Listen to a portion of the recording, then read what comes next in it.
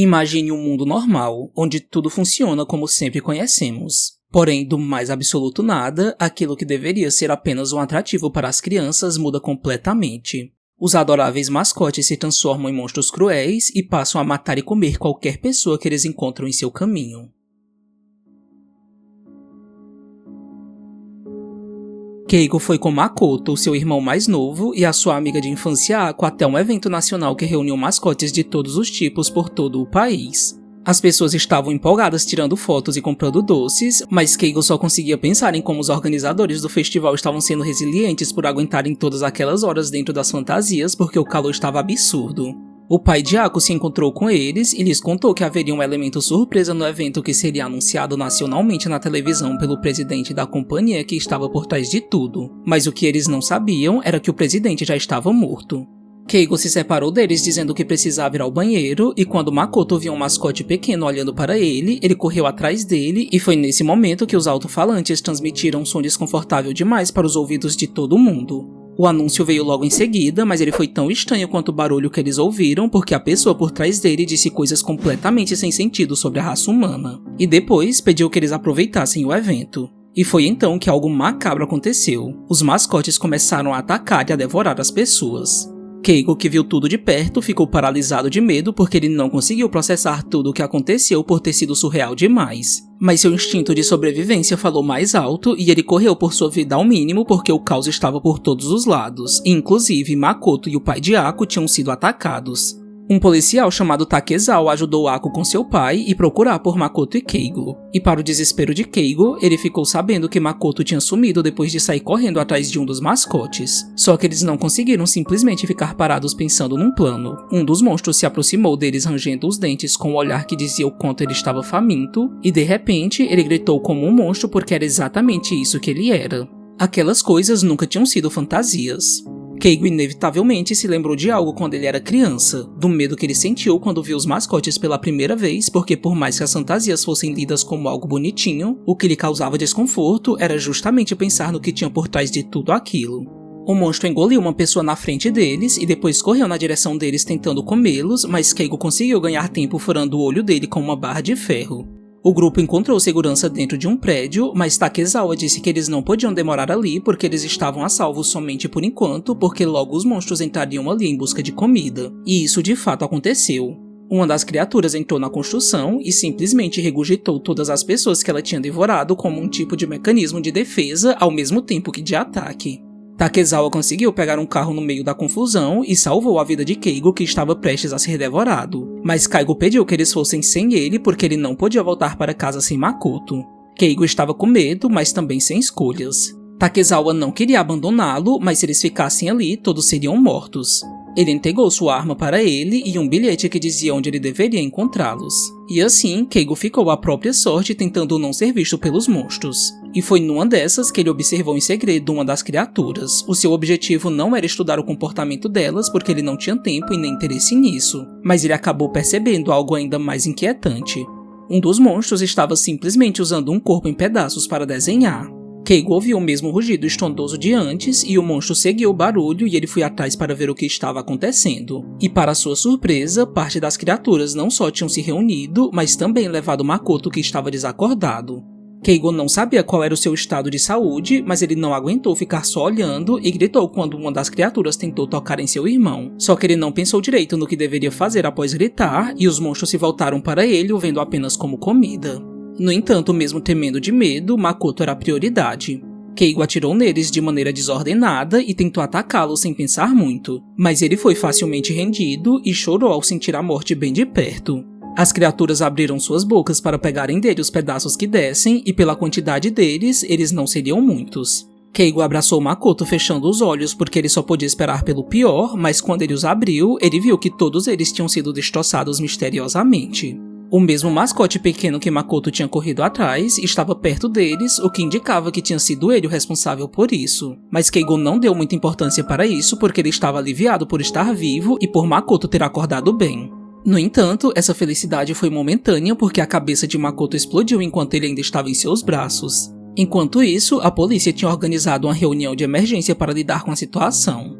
Um cientista chamado Haruna foi chamado, mas ele não sabia o que eles podiam fazer para liquidar essas criaturas porque eles não tinham nenhuma informação sobre eles, exceto que eles provavelmente eram criações do projeto Pigmaleão, que nada mais era do que o responsável de ter dado vida aos mascotes. As criaturas estavam espalhadas a centenas por todo o país fazendo aquilo que elas tinham sido programadas para exercer, mas o que de fato as impulsionavam para seguir matando era que elas tinham seus próprios desejos que nunca eram saciados.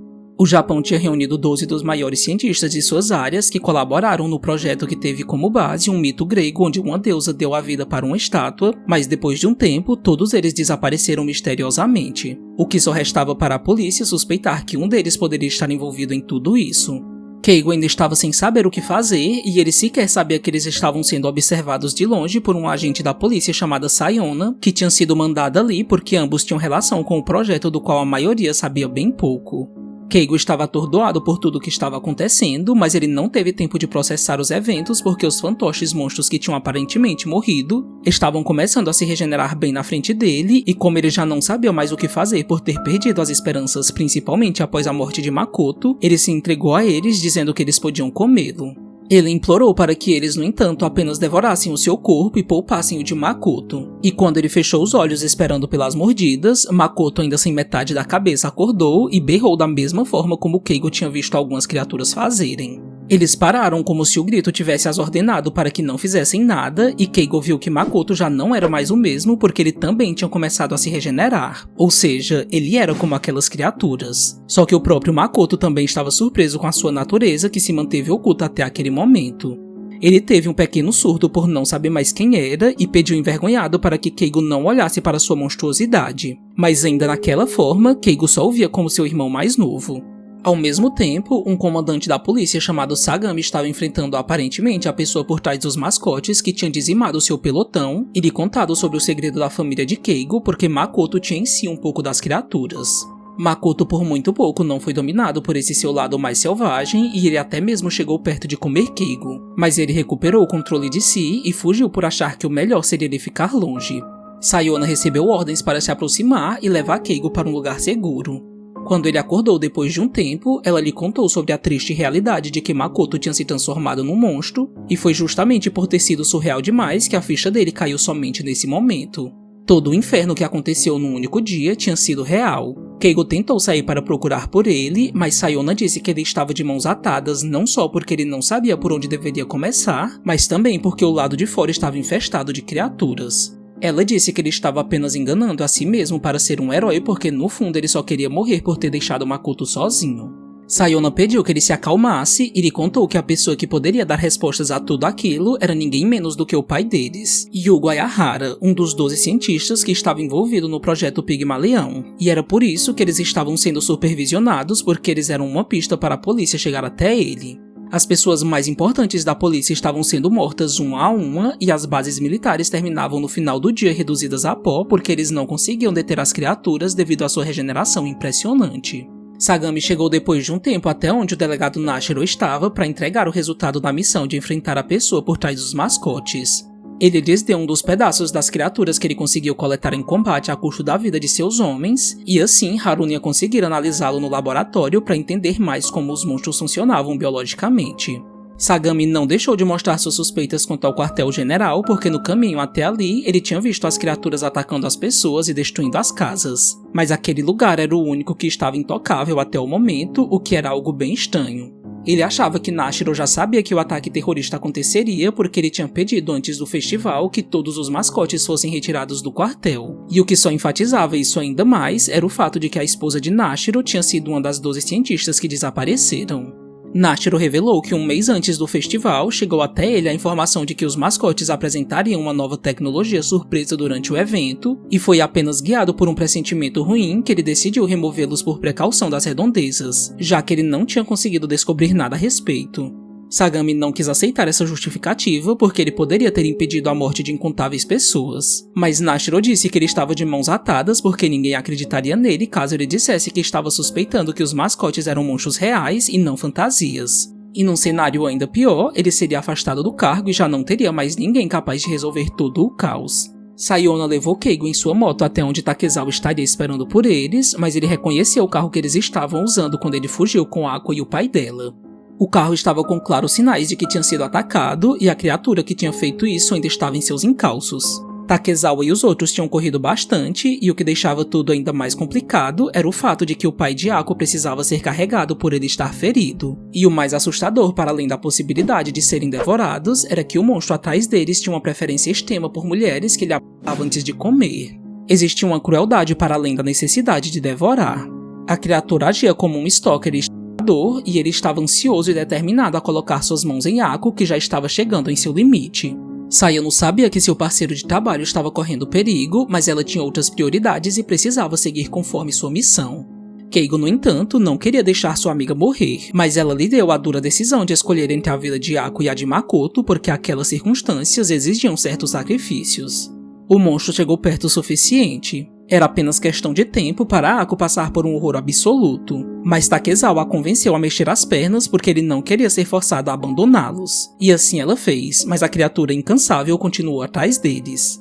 Ako infelizmente não conseguiu exceder seus limites e quando ela caiu, o monstro pulou voraz em cima dela. Ele a agarrou, arrancou suas roupas e quando estava prestes a cometer o abuso, o pai dela correu até eles e o empurrou pulando em cima do monstro. Só que a criatura o atravessou com seus apêndices porque era dessa forma que ele atacava suas vítimas sexualmente. Depois, ele se levantou para dar continuidade ao que ele queria com Ako, mas mesmo ferido, o pai dela segurou a perna dele para impedi-lo. E nesse momento, ele teve sua cabeça esmagada. Takezawa decidiu ficar para trás para não deixar Ako ser violentada e morta de maneira horrível. Ele disse que ela tinha que continuar seguindo em frente para dar sentido às mortes de quem tinha se sacrificado por ela, mas ele sabia que não ia aguentar por muito tempo. Enquanto isso, Makoto tinha sido encontrado pela pessoa por trás dos mascotes chamado Shigo, que se revelou como sendo seu irmão. Ele também era uma mistura entre humano e monstro, mas a reunião familiar não foi nada comovente porque ele o capturou dizendo que ele era importante para seus planos. Keigo e Sayano encontraram Ako e Takezawa já estava por um fio. Ele caiu esperando pela morte, mas o coelho monstruoso parou de atacá-lo quando Ako chamou a atenção dele. Ela saiu correndo, levando até certo ponto, e junto de Keigo e Sayona, eles conseguiram jogar uma bolsa cheia de explosivos dentro da boca dele, porque os mascotes levavam um tempo maior para se regenerarem quando os danos eram mais significativos, ou seja, eles iam conseguir escapar. Após as análises terem sido concluídas, Haruna contou ao delegado que os mascotes eram feitos com base em informações genéticas de seres humanos, o que explicava o porquê de cada criatura ter uma particularidade, como por exemplo, o monstro que perseguiu Ako. A única coisa que ainda não fazia sentido para Nashiro era que usar os monstros como armas militares não parecia ter sido uma ideia tão boa assim, justamente por eles terem desejos internos, o que só indicava que o projeto não tinha sido finalizado. Ao chegar no laboratório, Makoto viu seu pai e descobriu que Shigo planejava ressuscitá-lo usando o seu corpo, e para isso ele disse que ia ter que matá-lo. Makoto foi atacado por uma das criaturas a comando de Shigo e Keigo tinha chegado no exato momento, mas não há tempo suficiente para impedir o que estava acontecendo. Keigo encarou aquele hospital abandonado e teve a impressão de já ter estado naquele lugar com seu pai. Eles perguntaram se ele estava se recordando de algo e quando ele respondeu que não e olhou para o parque atrás deles, as memórias do medo que ele sentiu quando viu um mascote pela primeira vez vieram à tona, pois Yugo o tinha levado ali quando ele era criança porque ele também fazia parte do projeto secreto. Shigo saiu de dentro do hospital perguntando se ele se lembrava dele e para o choque de Keigo, eles eram idênticos. Shigo disse que queria apenas conversar porque ele desejava explicar o porquê dos ataques. Ele disse que o projeto tinha sido feito pensando nas crianças porque eles queriam fazê-las ainda mais felizes, dando vida aos seus personagens favoritos. Mas o alto escalão que financiava a pesquisa acabou preferindo usá-los para ganhar dinheiro, porque embora eles atendessem às expectativas pela qual eles tinham sido criados, eles também funcionavam perfeitamente como armas biológicas. Shigo revelou que o pai de Keigo tentou intervir, mas que ele foi morto como consequência disso. Ele mostrou a sua raiva perante os humanos porque eles achavam criaturas mentirosas consumidas pela ganância porque no fim eles tinham sido criados como produtos e não como seres sencientes. Shigo deu para Keigo a oportunidade de fugir do país em segurança porque eles compartilhavam do mesmo material genético, mas disse que o mataria na primeira chance caso ele não aproveitasse de sua misericórdia. No entanto, mesmo diante de várias criaturas, Keigo não deu para trás e disse que ficaria para salvar Makoto, o que fez Shigo se lembrar de quando Yugo lhe mostrou uma foto dele dizendo que eles eram irmãos. O grupo correu para a floresta para executar o plano que eles já tinham combinado e dessa forma eles conseguiram evitar o pior e lidar facilmente com os mascotes. Mas a polícia do departamento de Nashiro não estava com tanta sorte assim, porque uma das 12 cientistas chamada Mary Noma, que era uma aliada de Shigo, tinha começado a atacá-los brutalmente. Haruna reconheceu como sendo a pessoa que vendeu a ideia dos mascotes serem usados como arma, mas Nashiro pediu que eles não focassem nesses detalhes, porque o mais importante era fazer que Sagami executasse a missão que colocaria um fim em tudo aquilo. Keigo conseguiu entrar no hospital, mas Shigo já havia batido o suficiente em Makoto a ponto dele não conseguir mais reagir. Quando pensou que ele estava pronto para passar por todo o processo que daria a vida para seu pai, ele o ligou à máquina onde estava o cadáver dele. Shigo ordenou que as suas 2 criaturas que o protegiam se juntassem para matar Keigo e enquanto eles o atacavam, ele conversou com Yugo que estava sem entender o porquê de estar vivo. Mas Shigo explicou tudo o que ele tinha feito. Ele disse que Mary tinha o salvado de se tornar uma arma sem consciência e que após ele ter estudado sobre a natureza e o que os seres humanos tinham destinado a ele, ele entendeu que o único caminho seria a vingança. Ele atacou todos os que sabiam sobre o projeto e depois de forçar os patrocinadores da pesquisa a espalharem os mascotes por todo o Japão, ela transplantou sua consciência para dentro de um corpo artificial que ela criou usando o DNA de Keigo que Yugo tinha deixado para trás. E foi com essa mesma tecnologia que ele transferiu Yugo para dentro de Makoto. Mary tinha contado para ele que Makoto só se tornou um híbrido de mascote humano porque quando ele nasceu com partes de seu corpo faltando devido a uma deficiência, Yugo recriou os membros ausentes com a mesma matéria usada no projeto Pigmaleão. Keigo e Sayona fizeram tudo o que estava ao alcance deles, mas estava sendo complicado lidar com aquele monstro em específico que estava cheio de padrões de ataques imprevisíveis, porque ele tinha sido criado como uma criatura suprema entre os mascotes, o que acabou resultando no braço de Keigo sendo devorado. Shigo decidiu dar uma última chance para Keigo ir embora. Ele contou que já não adiantava mais ele lutar por Makoto porque ele já tinha partido para dar lugar ao seu pai que tinha ressuscitado. Keigo obviamente ficou perplexo com isso, mas Yugo inesperadamente gritou para ele não desistir porque ainda havia um jeito de Makoto voltar. Shigo se viu sem escolhas e mandou que o monstro acabasse de vez com Keigo, mas o que ele não esperava era que o mascote fosse começar a derreter. Ele ficou confuso por uns instantes e Yugo lhe explicou que quando Keigo era criança, ele o levou até ali e escondeu dentro do corpo dele um vírus que era mortal apenas para as criaturas do projeto, e ele só estava derretendo por ter engolido o braço de Keigo. Keigo foi até a sala onde Shigo estava com seu pai e ele descobriu que Yugo só colocou o vírus dentro dele porque depois que os investidores souberam da resistência dele em criar as armas, ele passou a ser monitorado e esse foi o único jeito dele esconder o vírus sem deixar suspeitas. Ao mesmo tempo, os mascotes pararam de funcionar depois que Sagami conseguiu conectar o pendrive numa rádio de transmissão nacional e o ruído transmitido interrompeu o funcionamento das criaturas. Haruna tinha encontrado o chip depois que o corpo de uma das cientistas tinha sido encontrado numa floresta antes do festival acontecer. A autópsia tinha revelado o objeto e, após analisado, Haruna percebeu que o ruído era muito parecido com aquele que transformou os mascotes em monstros. Ou seja, esse também foi um meio que essa pessoa em questão, que inclusive era a esposa do delegado Nashiro, tinha encontrado para tentar parar o plano de transformar os mascotes em armas. Shigo ficou inconformado por até seu pai ter feito um jeito de matá-lo, mas Yugo explicou que criou um vírus também pensando nele, porque caso ele fosse usado como arma bélica, esse seria um jeito de acabar com seu sofrimento porque ele não queria esse destino vinculado a ele. No entanto, mesmo sabendo que seu plano tinha fracassado, Shigo seguiu adiante e acionou um botão que fez o corpo de Makoto reagir violentamente, explodindo em diversas áreas, porque ele não tinha acreditado em nada do que ele lhe disse, pois para ele, humanos eram mentirosos e seu pai não era uma exceção. O plano de Shigo era fazer Yugo se transformar num monstro que devoraria todos que estavam ali, porque ele queria que ele sofresse por ter criado algo tão horrível. Mas no exato momento em que seria consumido, Keigo empurrou Shigo para longe e foi mordido em seu lugar.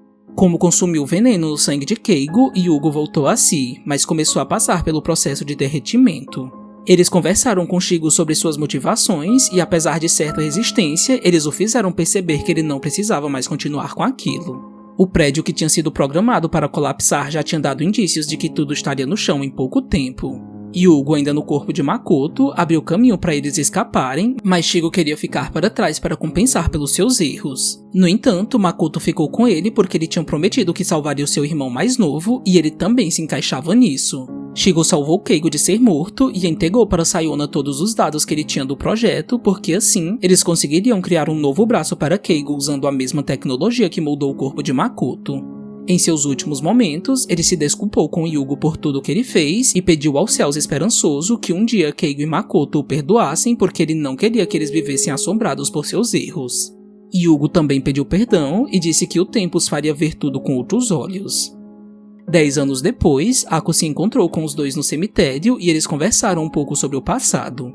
Keigo tinha dado continuidade às pesquisas de seu pai, mas as pessoas ainda tinham medo dos mascotes, mesmo sabendo que eles já não eram mais capazes de se transformarem em monstros porque essa função tinha sido retirada deles. Makoto queria seguir em frente, mas ele confessou que ele ainda se pegava acordando assustado com pesadelos horríveis das criaturas o perseguindo e que ainda era difícil perdoar tudo o que Shigo e seu pai fizeram. E a forma como ele encontrou para tentar passar por cima de tudo isso foi desenhá-los como uma família, porque era isso que ele fazia desde quando ele era uma criança.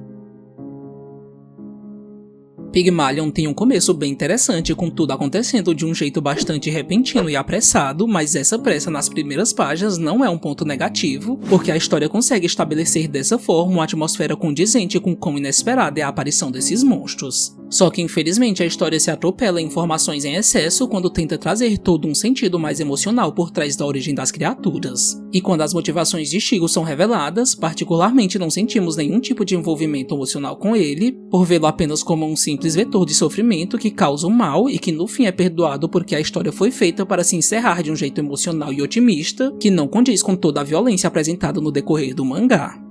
A ideia de trazer mascotes monstros é bem legal, porque além de abordar o tema criador versus criatura, ela mexe com esse medo de pensar no que tipo de coisa pode estar usando a fantasia, mas a motivação em si para dar vida aos mascotes é bem fraca, porque é revelado que Mary, uma das cientistas por trás de tudo, só concordou em acabar com os humanos porque ela sofreu bullying na escola quando umas meninas rasgaram uma pelúcia que ela gostava. Outro ponto sobre o horror em torno dos mascotes é o quanto eles são macabros no sentido em que há uma mistura muito grande entre a voracidade para comer e a vontade de continuar agindo em certos pontos como humano, como quando Keigo viu uma das criaturas desenhando no chão. A história em si não é nada surpreendente e muito menos horrível, mas todo o lance de irmandade não nos chamou a atenção porque a narrativa se centrou apenas no clichê do personagem shonen que sempre tem a resposta para o caos no mundo. E quando comparamos um coelho-porco que mata um homem atravessando o seu corpo com seus apêndices apenas porque ele estava excitado por olhar para uma personagem feminina, e terminamos a história cheia de drama e perdão, as coisas não parecem fazer parte do mesmo universo.